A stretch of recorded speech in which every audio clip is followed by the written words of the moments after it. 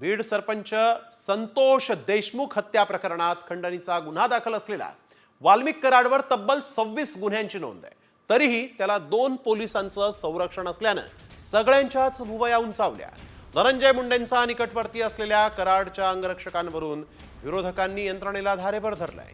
पाहुयात हा एक रिपोर्ट।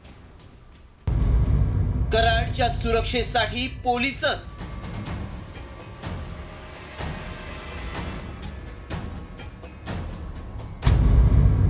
बीडमध्ये आमदारांना अंगरक्षक नाही।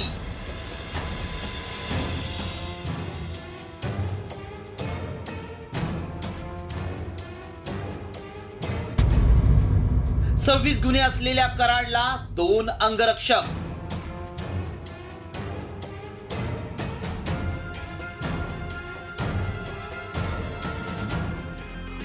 सरपंच संतोष देशमुख यांचं अपहरण करून हत्या झाल्याच्या प्रकरणानंतर अनेक गोष्टी उघड होत आहेत। बीड जिल्ह्यात गुन्हेगारी कृत्य करत हैदोस घातलेल्या वाल्मिक कराडच्या दिमतीला आता 2 पोलीस असल्याचंही समोर आलंय। कराडवर तब्बल 26 गुन्ह्यांची नोंद असूनही त्याला पोलीस संरक्षण देण्यात आल्यानं अनेकांच्या भुवया उंचावल्यात। बीड जिल्ह्यातील लोकनियुक्त आमदारांना सुद्धा अंगरक्षक नाहीत, मात्र वाल्मिक कराडला अंगरक्षक असल्याचं दिसून आलंय। त्यामुळे आमदार संदीप क्षीरसागर यांनी केलेल्या आरोपांवरून कराड हा पोलीस संरक्षणात उजळ माथ्यानं फिरत असल्याचं दिसून येतंय। कराड विरोधातल्या गुन्ह्यांचा अहवाल पोलीस अधीक्षकांनी जिल्हाधिकाऱ्यांना पाठवलाय की अशा ज्या क्रिमिनल माणसं आहेत, एक आमदार म्हणून आपल्याला एक बॉडीगार्ड भेटतो आणि एक क्रिमिनल माणसाला 2-2 बॉडीगार्ड कशी काय भेटतात? 26 गुन्हे दाखल असलेल्या वाल्मिक कराडला 2 अंगरक्षक आहेत। बीडमधील विद्यमान आमदारांपैकी सुरेश धस, विजयसिंग पंडित, नमिता मुंदडा यांना अंगरक्षक नाहीत।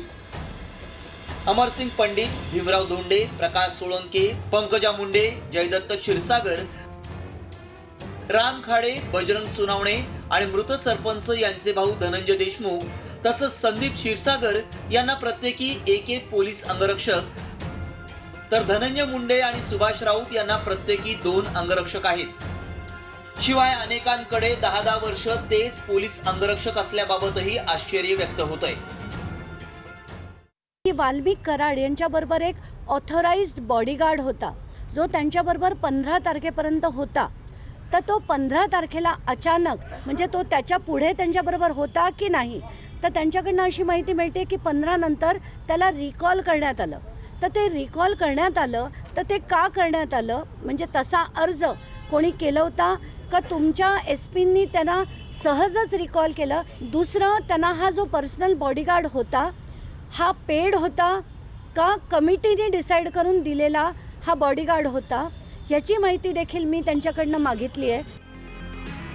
बीड जिल्ह्यातील मस्साजोगचे सरपंच संतोष देशमुख निरघृण हत्या प्रकरणात अजूनही प्रमुख आरोपी फरार असल्यानं त्यांची बँक खाती गोठवण्यात आली आहेत। मुख्यमंत्र्यांनी सीआयडीच्या अतिरिक्त महासंचालकांना हे आदेश दिलेत। संतोष देशमुख यांचं अपहरण आणि निरघृण हत्या, पवनचक्की प्रकल्पामध्ये 2 कोटींच्या खंडणीची मागणी, ॲट्रॉसिटी तसंच पवनचक्की प्रकरणी मारहाण अशा 4 प्रकरणातील 9 आरोपींच्या मुसक्या आवळत खाती गोठवण्यात आली आहेत। कराडच्या एका निकटवर्तीयाला सुद्धा पोलिसांनी उचललंय।